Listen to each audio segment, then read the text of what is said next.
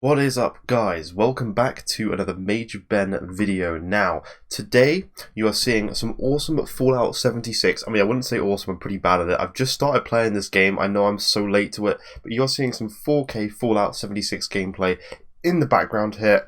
Excuse me. It's a really fun game now. I didn't play it at launch because of all the mistakes and all the problems with the game, but I've started playing it as of like this week, and I'm just really enjoying it, to be honest. I haven't played a huge amount, so I'm a very low level still. And I'm very confused about a lot of things, but I'm getting there and I'll get used to it. But anyway, the topic of this video today is the Xbox Series X operating system is taking up nearly 200 gigabytes of SSD storage space on the new Series X. Now, that is huge. So a couple of things I'm going to read from this article here today for you guys. I'm going to be reporting news from here on out. So the Xbox Series X has the benefit of 1TB SSD storage, which is what we know. So that's making it the clear winner over the 825 gigabyte SSD storage on the PS5. So there's a larger storage module in the Xbox Series X than there is in the PS5. Not talking about speed, we know this, but the speed is faster on the SSD and the PS5. We know that, that's a fact. But reportedly, you can only use 802 gigabytes. So you're using 198 gigabytes of SSD storage just on the operating system for the Series X. But something to note, on the Xbox One X, you actually use 220 gigabytes for its OS. So this is less than the Xbox One X. But I just thought it was a bit interesting to report on this, because if the PS5, for example, only uses 50 gigabytes for its OS, you're still going to have a bigger SSD in the Xbox Series X, but only marginally. Like, it's actually quite a big deal that they've got this so big. So I'm going to keep reading through this article. I don't know what is taking up 200 gigabytes for an OS. That's more than you can fit 3-4 games in that potentially. If the PlayStation 5 continues this trend of consuming around 100 gigabytes for its OS, the usable space within its SSD might only be 75 gigabytes smaller than the Xbox Series X. Considering that the PS5's SSD is incredibly high praise for its speeds and ease of use, the small sacrifice could be very much worth it. Now, I am going to be buying both consoles. I've pre-ordered both already for day one. I don't think I will be getting the PS5 day one because of all the problems. That's another news story we can go into, but I'll talk a little bit about it here. So pretty much a load of retailers who you pre-order your consoles from have decided to tell you that you potentially might not be getting one day one anymore. That's just how it is, because there's a lack of the systems this year, because due to all the virus that's going on at the moment. But hopefully I can get both. So I'm supporting both consoles, guys. I love both equally. I play both the same amount.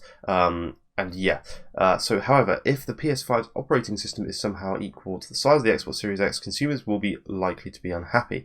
This would mean that there's only 625 gigabytes of usable space within the PS5. Hopefully this isn't the case, but anything could happen. That is very true. Anything could happen at this point.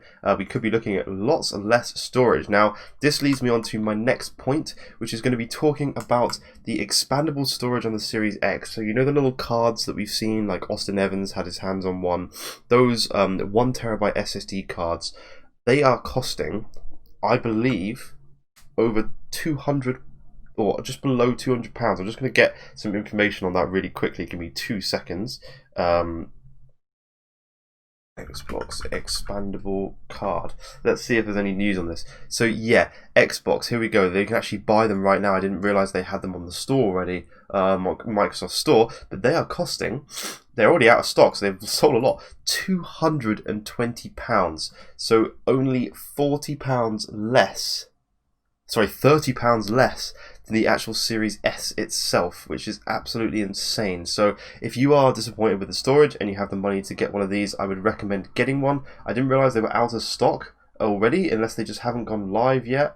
It does say release date 10th of November. I know that's the launch of the console, but maybe you just can't buy them until that date. I don't know. I'm not entirely sure, but that is ridiculous amounts of money for something like that. So I don't know. I think personally I'm going to leave it.